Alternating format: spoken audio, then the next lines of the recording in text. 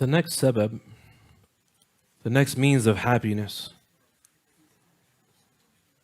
The Shaykh he says, Rahimahullah Ta'ala, وَأَن تَتَّخِذْ أي من الحكمة أن تتخذ من الأمور الكدرة أمورا صافية حلوة وبذلك يزيد صفاء الذات وتزول الأكدار. That a person extracts from matters that are kedira, matters that are upsetting and troubling, that cloud the mind, kedira, and even the word, that dirty the mind, and he trouble the mind and cloud the mind. That a person extracts from things that are grim and upsetting and displeasing and so on and so forth. That they look at experiences that are troubling and they extract from that things that are safiyatan hulwa, and things that bring them pure joy. And they look for the sweetness, as they say, they look for the silver lining on the cloud. Look for the silver lining on the cloud. Every cloud has a silver lining. This statement of Asadi rahimahullah ta'ala is thought to be based on, although of course it is something that we find evidence for over and over again in the Book of Allah and the Sunnah of the Prophet sallallahu alaihi wasallam, but it matches up in the book that Asadi rahimahullah ta'ala read and liked, that caused him to write this book, the book of Dale Carnegie, that is called Da' al-Qalq wabda bil-Hayat, how to stop worrying and start living. A very famous statement that we may have heard from our parents or grandparents, because it's an old statement that people still say. They say, when life gives you lemons, then make lemonade. When life gives you lemons, then make lemonade. And then he quotes some words that in the translation to Arabic are almost verbatim, word for word, what Asadi rahimahullah ta'ala says here. And this shows you that virtues and tenacity and the ability to have resiliency and to face the troubles of life and so on and so forth is something that is hardwired in the fitra of the human being. And it's something that is known and spread by way of tradition, and from parent to child and from society to citizen and so on and so forth. And the details of these things, to flesh them out fully. And then we look in the book of Allah and the Sunnah of the Nabi sallallahu alaihi wasallam, and we find the answers to these things and we find the details of these things in an amazing way. And so a person should always look for the jawanib al-mushriqa. They should always look for the bright areas, the positive. They should accentuate the positive. They should accentuate the positive. And this is something that is very important, because as I mentioned before, the rise of what is called the therapeutic culture that started particularly after the world wars, around the time that this book was written. Then there was a shift in the literature and a shift in the culture with the counterculture and Eastern spirituality and so on and so forth. And away from developing the virtues, the natural universal virtues within oneself, to be able to face the challenges of life, and looking at religion for solution and so on and so forth. To this mentality, or to this phrase or a concept that is called trauma. Trauma. The World War was very traumatic, and the psychoanalysts and the psychotherapists and the psychologists and the bigwigs and the elites and in academia that came from Eastern Europe, so on and so forth, they started to write about what they called identity crisis and trauma. Identity crisis and trauma. And the concept of trauma and post-traumatic stress. And post-traumatic stress was expanded from beyond the battlefield and things that are truly traumatic and calamities for people. That surprisingly, if you meet people from most cultures in the world, Muslim or non-Muslim, they have a surprising ability to deal with. You meet people from everywhere in the world, and they'll tell you something. I hired a day worker. I was moving recently, and I contacted a 501c3, a not-for-profit organization, who hires out people who are going through their paperwork to be citizens and to get asylum to the end of it. And they sent this man out, was super old. I don't know why they sent this man, almost 70 years old, out to my house. It's an old Nigerian man. May Allah guide him to Islam. And I started to ask him about himself. And he told me, well, he started to do the work that he was in the Civil War in 1970. My math was like, that makes you 66. That makes you 66. He was a child, he was 14, he said. And he was a child soldier in a Civil War. And he went on to become a college professor. He has a PhD. He's a day worker, hauling trash out of my house. Allah Mustaan. Happy as could be, without being inebriated. A lot of people, they need to be high or drunk to be happy, listening to music. This guy just peace of mind, peace of heart, not Muslim. Christian guy. You know, hauling stuff to the dumpster. It talked about his stories, and you hear this. You meet people from all cultures, from South America, from Africa, from the Middle East, from all parts of Asia. They can tell you all sorts of things that they've been through.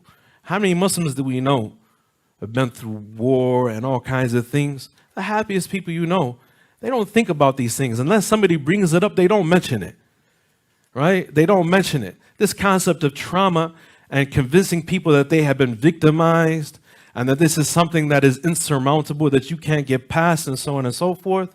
There's actual research to show that once you convince people that they are victims who never had that in their mind that they are victims, that they cannot recover. That they can no longer recover. But when you take this concept way past things that are actual calamitous things, tragedies in people's lives, that people have surprising resiliency, and you foster a notion of fragility and victimhood, and you expand this concept for every discomfort, everything that embarrasses you, everything that upsets you, becomes a traumatic incident.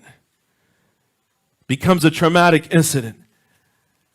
And people have convinced themselves, and they have adopted and institutionalized the juvenile adolescent mentality that the smallest, most inconsequential things are insurmountable calamities that you can't get past.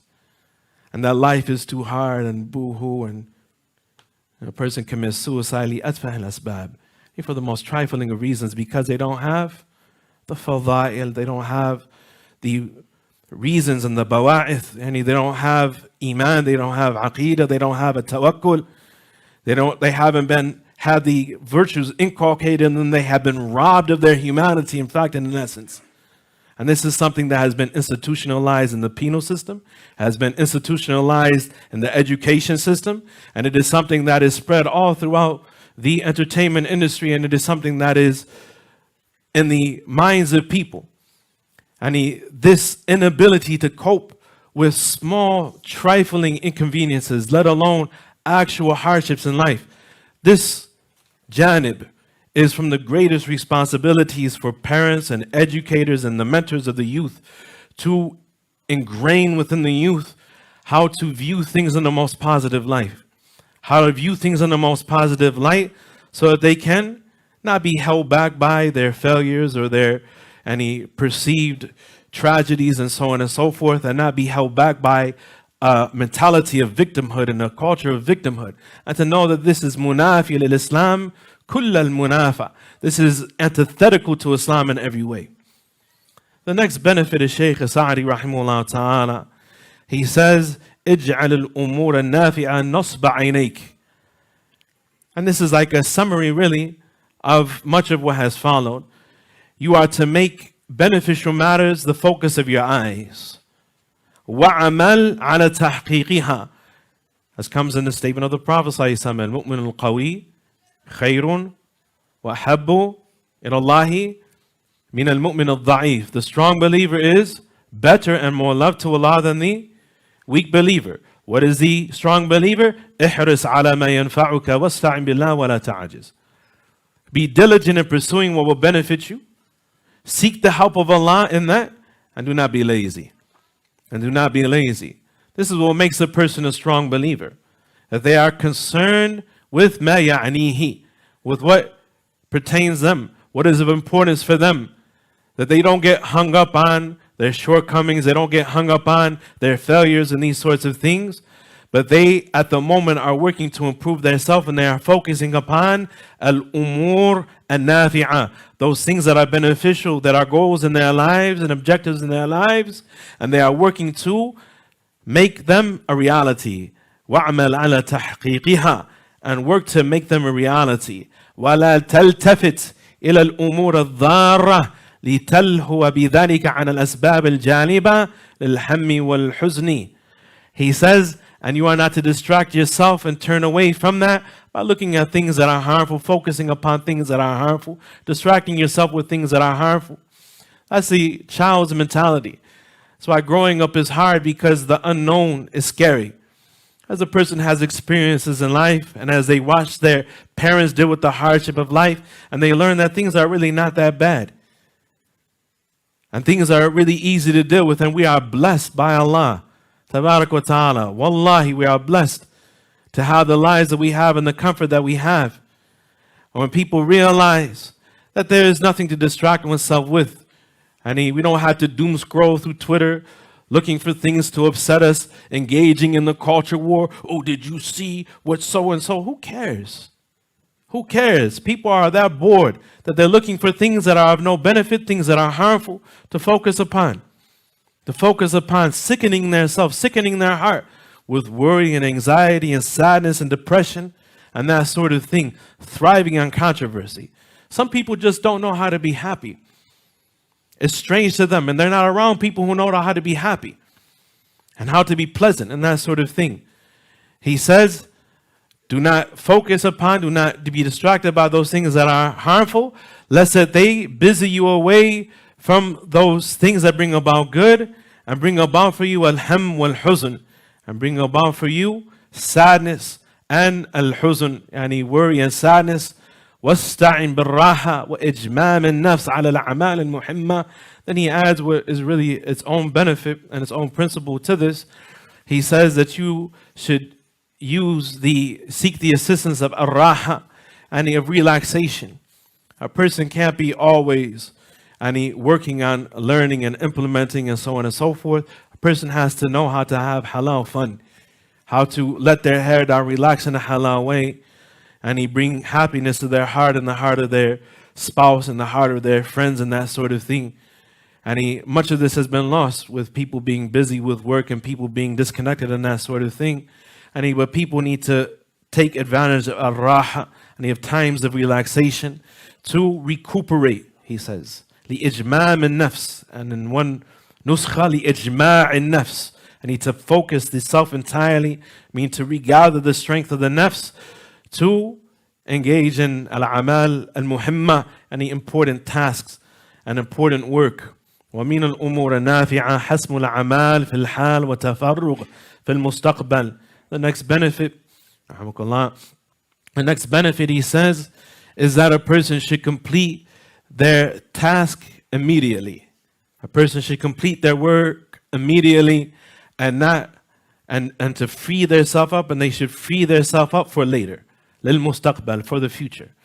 A person should complete the task at hand. Focus on the task at hand. Don't become distracted. One of the greatest commodities in the world today, the most valuable thing on the face of the earth, to all of the major corporations and to all of the people in the tech industry and so on and so forth, is your attention span. Is your attention span. It's the most valuable commodity that is out here. If they can get your attention, then they can convince you to spend your money however they want you to spend your money. And so, don't get distracted easily. This is a problem for the vast majority of people today.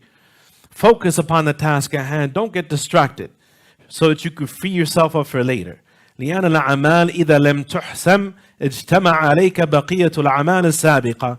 Because when you do not complete task immediately, then they will accumulate. And then that work will accumulate. It's just not going to go away. It's like when you tell your children to do the dishes and then they go to sleep and don't do their chores. And then they complain and they say, well, it's not my night. It's so-and-so's night. So-and-so is supposed to do the dishes tonight. then the dishes accumulate more and more and the chores accumulate more and more. The work's not going to go anywhere. If somebody doesn't do the work, it's not going to get done. It's not going to get done. You can't pass the buck. He says, so when work isn't completed immediately, then it accumulates for the person. وَانْضَافَتْ إِلَيْهَا الْأَعْمَالُ اللَّاحِقَةُ, and connected to it and becomes connected to future work that one must do. فَتَشْتَدُ وَطْعَتُهَا, and it becomes overwhelming for a person. And it becomes overwhelming for a person because they procrastinated. Procrastination is, as was stated by Ibn al-Jawzi rahimahullah ta'ala in his book Talbis wa Iblis, after mentioning the misguidance of all of the nations, group after group after group, religion after religion after religion, he mentions the misguidance of Iblis for all of mankind. He says, which is tasweef, procrastination. If shaitan can get you no other way, that's how shaitan gets you, procrastination. Making you think that you can do tomorrow what you should have done today. That you can delay to tomorrow what you should have did today. At-tasweef, sawfa af'al. I'm going to do that later. I'm going to put that off for now.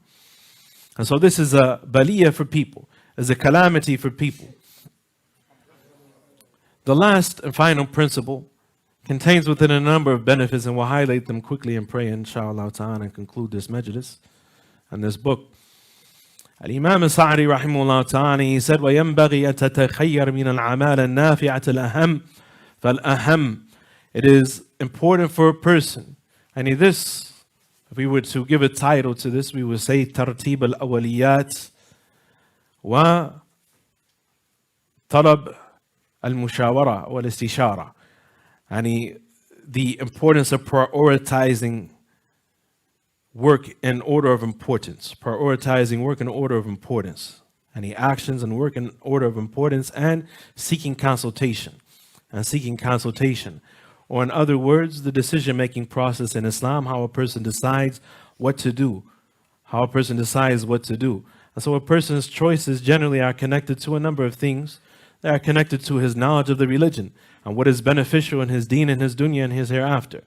And they are connected to, if there is ishtibah, if there is ambiguity of what is the best thing to do, and the best course of action to take as relates to his worldly affairs or his religious affairs, then he can seek consultation with those who have valuable insight. Not just seek consultation with anybody, because that's democracy.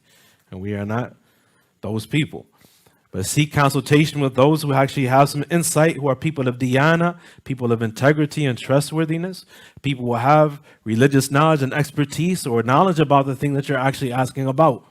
You don't ask a bunch of broke people how to make money. You don't ask a bunch of single people how to get married, right? You ask people who know. You ask people who you know, who know what you are asking about.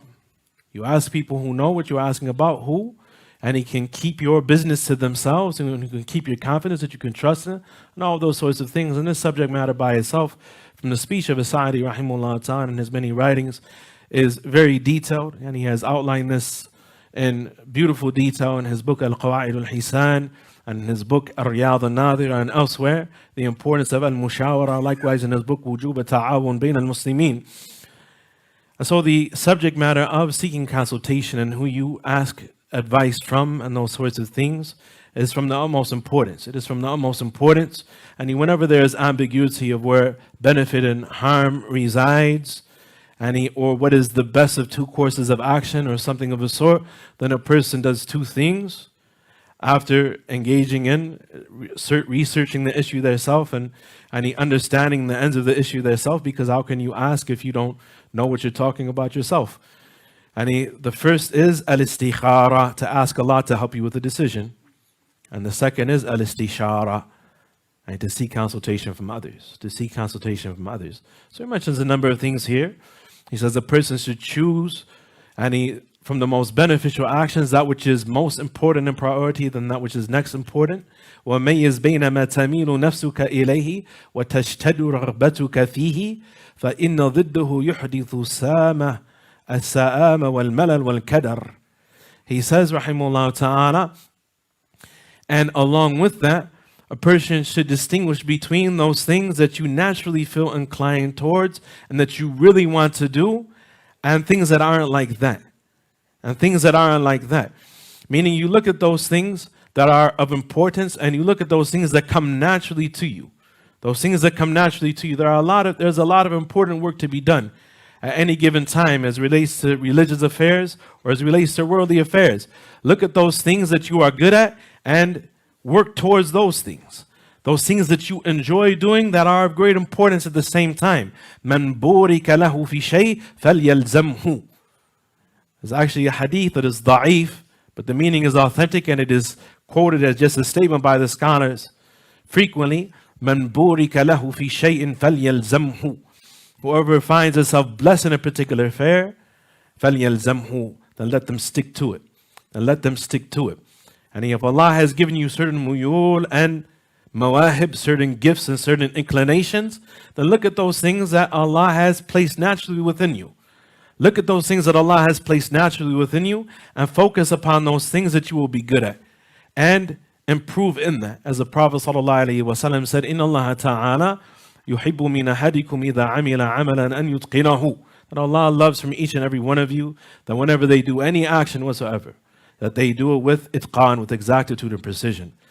And He get proficiency at what you do. Look at those things that are most important and most needed on an individual level for your family, for your community, those sorts of things. Look at the work that is at hand and look at those things that are most important and give priority to the things that are most important. The things that are connected to the guidance of the individual and the family and the community, the safety of the individual, the family, the community, the well-being and prosperity of the individual, the family, and the community, that sort of thing. A person looks at those things that are the greatest goals in life, and they look at those things that their nafs naturally inclines to in a healthy way. Not any in a juvenile way. You know, a person says, well, I like to play video games. Like, brother, you're 45 years old. You know, I was on my way to Minneapolis, I remember, some months back for the seminar, and there were people well into their 30s and 40s, men, on the side of me and in front of me, the whole flight watching anime. Right? Hey, but what the sheikh means is that which you naturally incline to, things that are healthy and beneficial. Any natural virtues that you have, abilities and skills that Allah has placed within you, and that Allah has gifted you to have a desire for, gifted you with the ability to carry out, that sort of thing, and focus upon those things more than other things. He said, because if you do what is contrary to that, then this will bring about boredom, it will bring about al-qadr, yani it will bring about what will frustrate you. وَاسْتَعِنْ عَنَ ذَلِكَ بِالْفِكْرِ الصَّحِيحِ وَالْمُشَاوَرَةِ. He said, and aid yourself in this endeavor by having a correct mentality, thinking about things in a valid way and seeking consultation. فَمَا نَدَمَ مَنَ اسْتَشَارَ وَادْرُسْ مَا تُرِيدُ فِعْلَهُ دَرْسًا دَقِيقًا.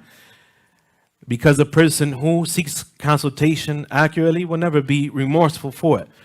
And research, he said, وَادْرُسْ, study that thing that you wish to engage in with some meticulousness and some detail. فَإِذَا تَحَقَّقَتِ الْمَصْلَحَةِ وَعَزَمْتَ فَتَوَكَّلْ عَلَى اللَّهِ إِنَّ اللَّهَ يُحِبُّ الْمُتَوَكِّلِينَ.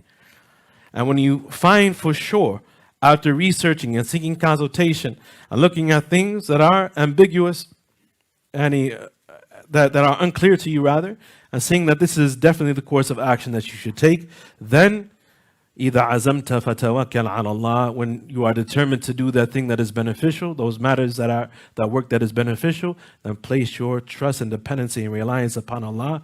Indeed, Allah loves the mutawakkilin. وَالْحَمْدُ لِلَّهِ رَبِّ الْعَالَمِينَ. وَصَلَّى اللَّهُ عَلَى سَيِّدِنَا مُحَمَّدٍ وَعَلَى آلِهِ وَصَحْبِهِ وَسَلَّمَ. This is the end of the treatise of the great Imam, the Alama of Qasim, Shaykh Abdul Rahman ibn Nasir al-Sa'di, rahimahullah ta'ala, who died in the year 1376 after the hijrah of the Nabi sallallahu alayhi wasallam. May Allah subhanahu wa ta'ala make what he has written weighty in his scales, and may Allah subhanahu wa ta'ala bless everybody who participated